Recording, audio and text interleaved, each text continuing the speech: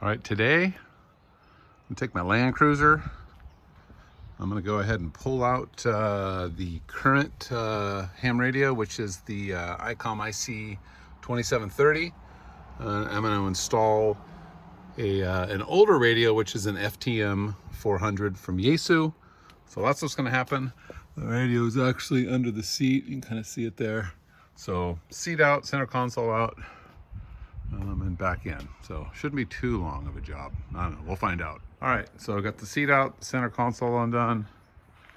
Pulled the radio out from right there. The cable goes in through this hole here and it comes out just right here. So this tube is for this tube here. You just tape the end of your wire on it, pull it through. So there, and it goes over there in the front, mounted on that. That's the new radio right over there. The one on the left, one on the right side, IC2730.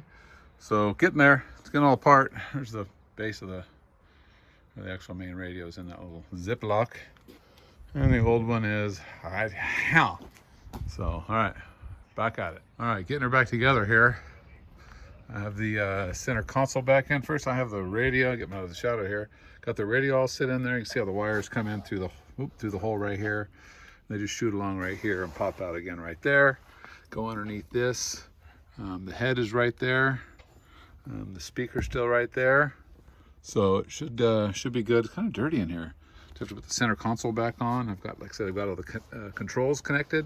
Got the power. Luckily, it didn't change the actual end right there, so it's the same as the Icom, that standard mobile unit plug there. We've got the coax connected there. Got a couple of ferrite beads on it, and then the connection there. So now I just got to do is do the microphone. We'll see how long it is and see how she's going to work on the center console. But for now, there it is. A few more minutes. Hasn't been taking that long, really.